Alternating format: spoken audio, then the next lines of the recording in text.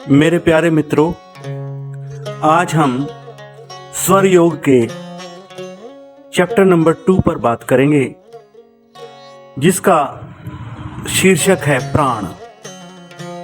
दोस्तों, प्राण के ऊपर चर्चा करेंगे कि प्राण आखिर क्या है। दोस्तों सुनो, तुम्हारी सांस अभी और यहीं पर चल रही है। इसे थोड़ा रुककर महसूस किया जाए। सांस अंदर आती है, सांस बाहर जाती है, बस इतनी सी चीज, लेकिन इसी के अंदर छिपा है सारे ब्रह्मांड का राज। इसी को प्राण कहा गया है।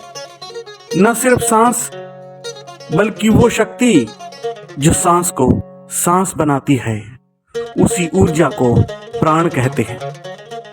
स्वर योग कहता है प्राण वो निरंतर कंपन है जो कभी रुकता नहीं। प्राण 2 अक्षरों से बना है, प्रा और अण से, जिसका मतलब है लगातार गति, लगातार आंदोलन। जैसे नदी बहती है, हवा चलती है, तारे घूमते हैं, ठीक वैसे ही हमारे अंदर भी एक प्राण की नदी बह रही है। मित्रों, लोग इसको सिर्फ ऑक्सीजन लेना समझ बैठे हैं और यहीं पर सबसे बड़ी गलती हो गई है। ऑक्सीजन तो सिर्फ इसका एक छोटा सा खिलौना है मित्रों।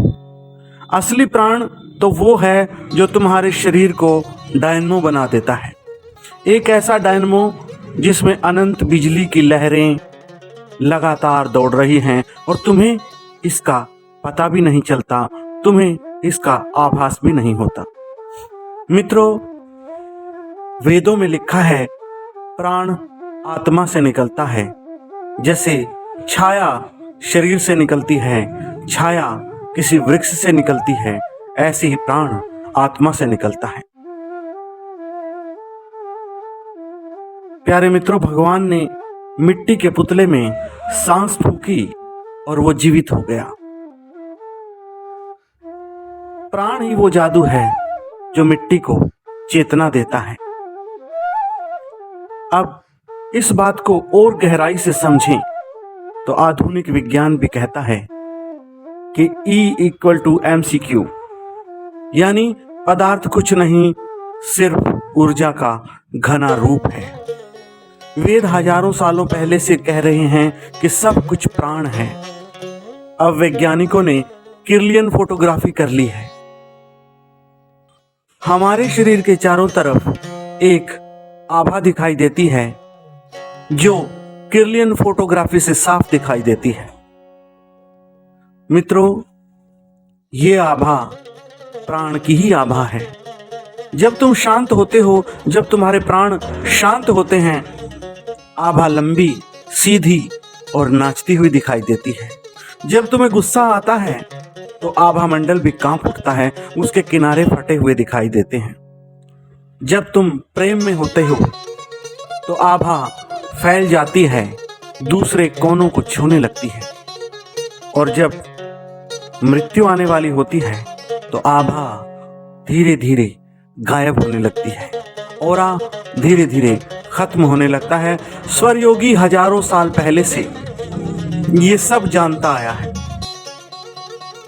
वो अपनी छाया को देखता है और आसमान में उसकी परछाई ढूंढता है, प्रकृति में उसकी परछाई ढूंढता है। अगर परछाई गायब मिलती है तो समझ जाता है कि अब चलने का समय आ गया है। दोस्तों, ये शरीर सिर्फ सांस और हड्डी नहीं है, ये एक मंदिर है और प्राण उस मंदिर का दीपक है। स्वर योग सिर्फ सांस लेना नहीं सिखाता, वो सिखाता है सांस को नाचना। जैसे कोई नृत्य का महान जानकार अपनी सांस को ताल पर नचाता है। तो मित्रों, आज से ही हमने एक छोटा सा प्रयोग शुरू कर देना है। जब भी समय मिले, आंखें बंद करो, सांस अंदर लेते समय मन से बोलो, मैं प्राण ले रहा हूं।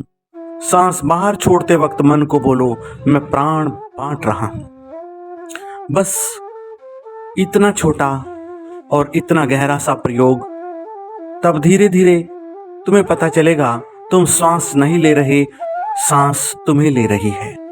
और एक दिन जब ये नृत्य पूरा हो जाएगा तो तुम पाओगे मैं और प्राण दो नहीं बल्कि एक ही हैं। ये शरीर तो बस एक बहाना था, असली नृत्य तो सांसों का था और नर्तक तो प्राण ही था। इसीलिए इस प्राण की लय पर थिरकते रहो, क्योंकि प्राण कभी रुकता नहीं। प्यारे मित्रों, हम स्टेप बाय स्टेप स्वर योग पर भगवान शिव द्वारा रचित स्वरोदय ग्रंथ की एक बहुत ही सरल व्याख्या करते जा रहे हैं। ये इसका दूसरा चैप्टर है जिसका शीर्षक प्राण हमने रखा है। तो शीघ्र ही तीसरा चैप्टर लेके आएंगे, तो धीरे धीरे इस विषय की गहराई में जाएंगे। प्यारे मित्रों, ज्यादा से ज्यादा इस पोस्ट को आप शेयर करना, सब्सक्राइब करना चैनल को, और जो भी बातें कही गई हैं उन पर आप अपना अनुभव जरूर बांटना। प्यारे मित्रों, सोहम मेडिटेशन की टेक्निक और पूरा ध्यान कैसे करना है वो मैंने एक पोस्ट में बताया हुआ है, उसका लिंक मैं नीचे डिस्क्रिप्शन में जरूर दे दूंगा। उसी तरह से आपने प्राण का अभ्यास करना है, प्राण की गहराई में सोहम ध्यान के सहारे सहारे उतरना है, और फिर आप अपने जीवन में एक नया चमत्कार महसूस करेंगे। मित्रों, फिर मिलते हैं अगले चैप्टर के साथ। तब तक रखिएगा अपना और अपनों का ध्यान। ओम नमः शिवाय मित्रों।